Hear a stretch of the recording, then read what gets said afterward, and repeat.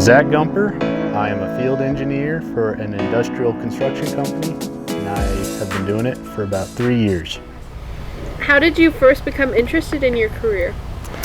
Well, I went to school for mechanical engineering, graduated with that degree, but on my last year, I had a lot of friends also looking at the construction side of things, and I was always very big into seeing the actual outcome and product that you have built, so construction definitely interested me.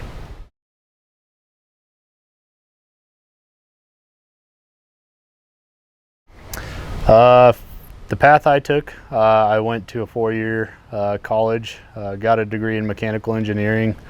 A lot of construction companies consider that an equivalent as a construction management degree, which is typically the chosen degree when they want to go into that field, but engineering gets a pretty broad aspect, so construction definitely falls into that.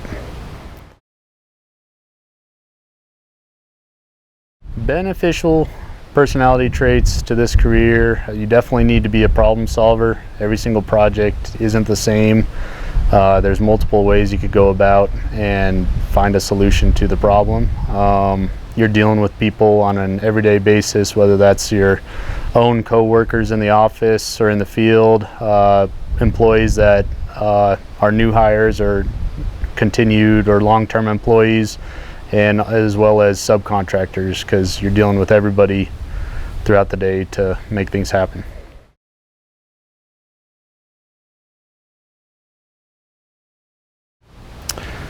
Typically, I've seen it start around low 60s. If you do travel, you do get per diem on top of that. The experience I've had with my company is there is a very high potential for growth, especially in the smaller companies, if you are grasping it and just absorbing it, taking it all in, and doing a good job. You definitely can move up fairly quickly. If you do move into larger companies, I'm not saying that isn't also the case. That hasn't been my experience, but I've heard a lot of times you can get kind of isolated into this is your single role, that's all you're going to be doing. So you just definitely got to find your balance when you're looking for the size of company you're wanting to work for in the construction field.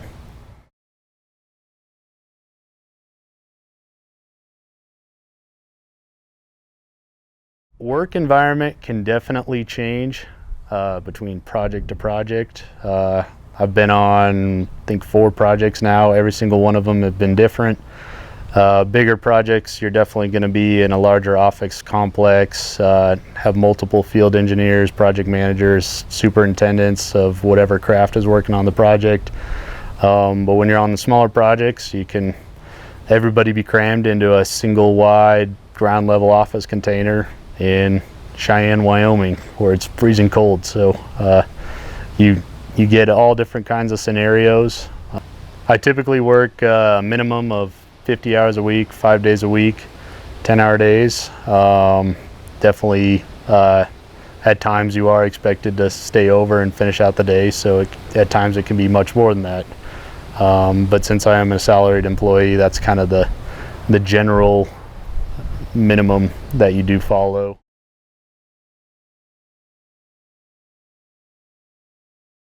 A typical day in the life of a field engineer: you get there half an hour usually, if you just want to be ready to go before 7 o'clock. Just kind of get settled in, check a few emails, and then you go out with the crews, do flex and stretch. At the gang box meetings, you're talking about the tasks you have planned for the day, the hazards you can encounter during that. If there's ever different site conditions that have changed, just being aware with that. Because you are a lot of times not the only company out there working on the project. You've got the owner, especially if it's at a live operating facility. You got to know what plans they have going on, as well as other subcontractors. So a lot of what I do on a day-to-day basis is there is no standard routine. I can send things back and forth between the engineer, the client, other subs for RFIs, submittals.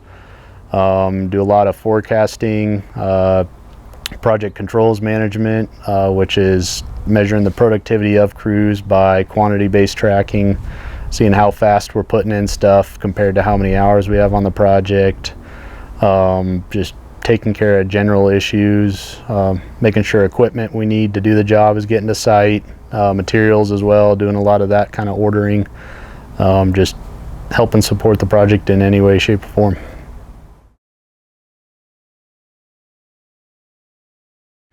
Benefits, definitely learning a lot in a short amount of time.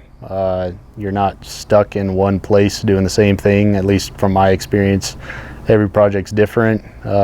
Being able to travel across the U.S. has definitely been a great experience. I worked a project in Texas, California, Colorado, Wyoming. So yeah, as long as you want to do it, you can go to every single state. So that's been very rewarding.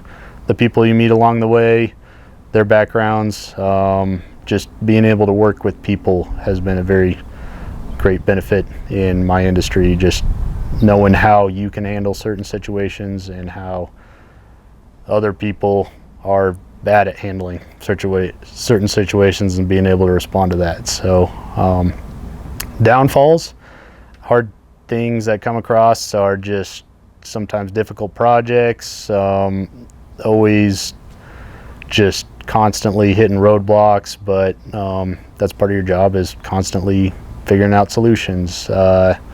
Dealing with certain people, sometimes you'll have certain people you're working on the project with don't always see eye to eye, and you just got to be able to bend and work with them for the greater benefit of the project. Sometimes if you are in a relationship with somebody and they're not able to travel with you at that time, that can be hard. A lot of people choose to not travel because of that reason. They got families at home and they want to be there eating dinner every single night. But if you're young like I was, coming out of college and don't have any ties, and you want to see the U.S. or world, actually, you can go all over the world with the construction industry. It's a great field to get into.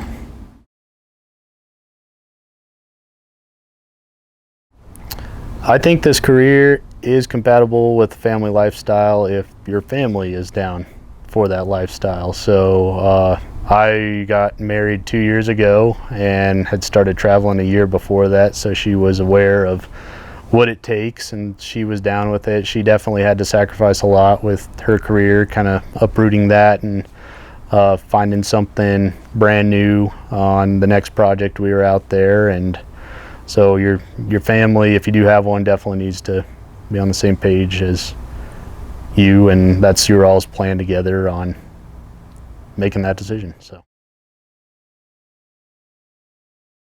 learning a lot, definitely. You do make a great living, and just doing things you never thought you would be able to do.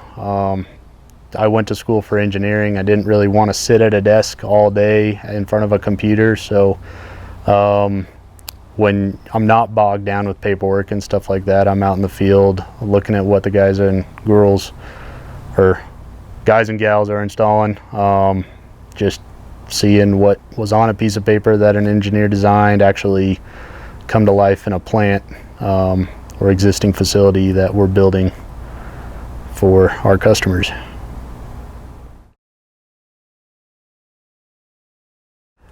This position definitely is going to grow a lot in the future, not more so in people having interest for it. I think that's going to give it a lot of job potential. People coming out of school, like, if you want to do construction management or engineering and go into the construction field, you're near guaranteed having a job, because there is a lot of the older crowd. They were really moving into it directly from the ground up. They started on their tools, learned the trade, went higher up in the company and learned how to manage the projects themselves. But I think as this generation has come in, they've had other focuses on what is the ideal job industry. So I think there is a lot of potential for people to get their foot in the door with construction and managing projects if they choose to. Advice I could give to younger kids going through high school, wanting to know what they would like to get into outside of when they turn 18. Try to get hands-on experience as much as you can with local contractors. Summer jobs, it's definitely a great way to earn money and gain experience operating equipment and work on your tools and know how to build stuff.